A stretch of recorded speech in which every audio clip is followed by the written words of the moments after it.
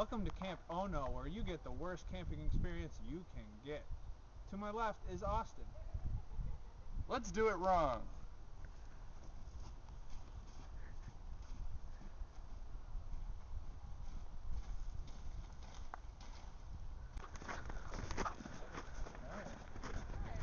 This looks like a great place to camp. I think I'm just going to set up right here.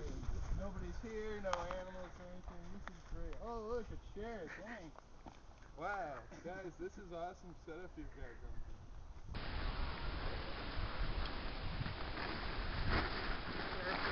Oh. What the heck is this? What are these? Are these the ants? Oh, there's ants everywhere. Oh.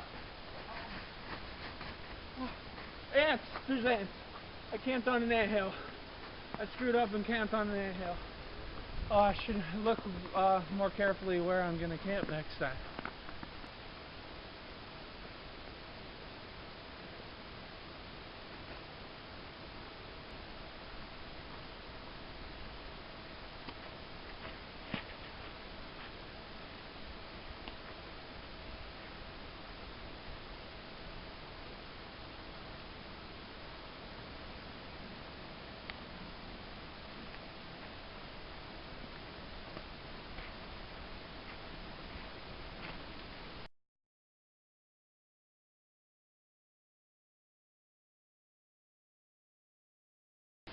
Hi, I'm Ross John Dammer, and welcome to Camp Oh Yes, where we do things the right way. Over here is Eric, and he's going to demonstrate how to walk on durable surfaces. I walk on the path because it's durable, unlike the fragile plants on the ground. I'm going to hang my hammock up right here.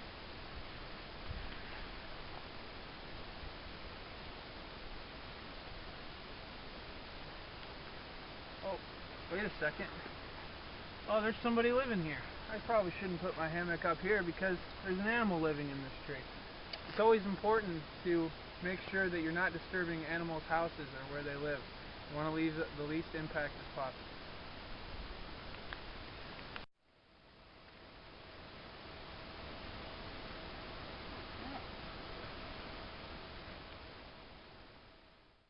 I want to go see that cool thing on that tree, but I can't go off the trail because these plants might be delicate and I don't want to ruin the plant life. Eric knows where to put his camp. This area has high use. Lots of people have camped here. So whether I had a hammock or a tent, I'd be good using this spot. And I know that a lot of animals know that campers stay here. So they're not going to bother me, and I'm not going to disrupt their homes.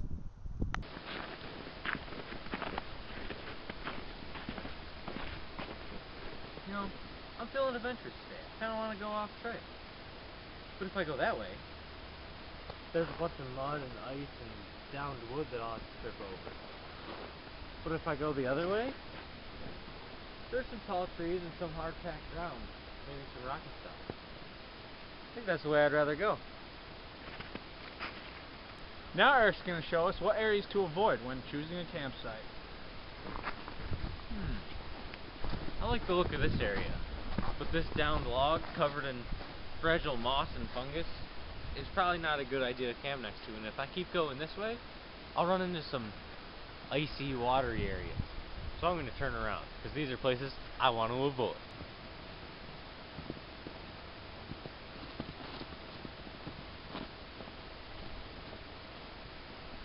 I'm so glad I got to come see this red pine.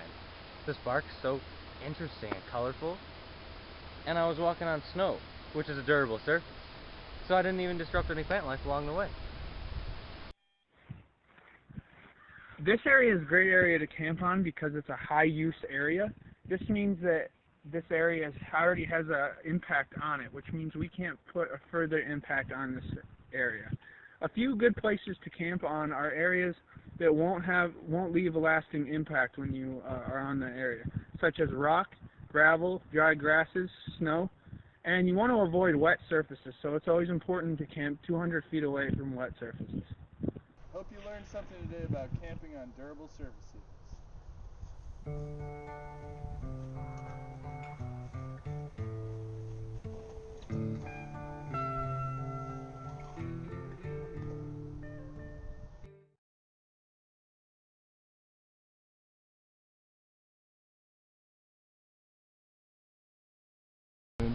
Welcome back. Today we're going to talk about hiking and camping on pristine areas, so areas that actually are undisturbed. When hiking on a trail or making your own trail in a pristine area, you want to make sure that you're walking on the same trail on the way to a destination and back from that destination, so you're not creating a sporadic amounts of trails in a specific area.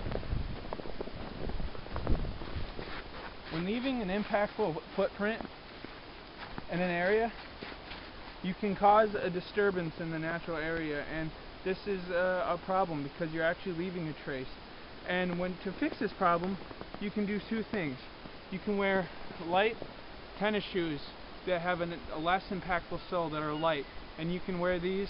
When leaving an impactful footprint or spot on the ground after walking or hiking through it, it's important to take the brush that already exists around the area and kind of naturally spread it around by using a stick to rake it or by using your hands. You want to use things like leaves and pine needles and gently sprinkle it over the area to make it look like you haven't left a big impact.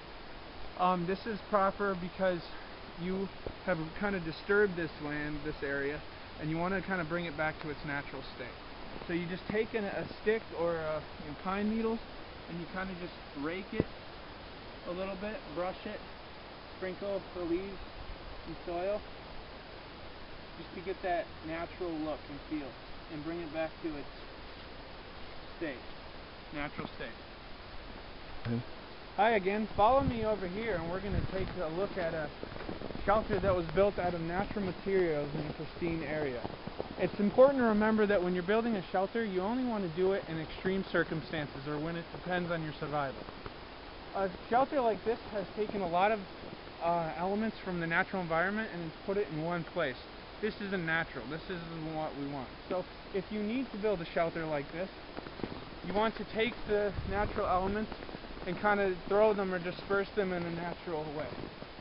You can take sticks like this and brush like this and kind of place them at base of trees or far off into the area, but just kind of disperse them gently and kind of send them back to their natural state. Leave the natural environment the way it is!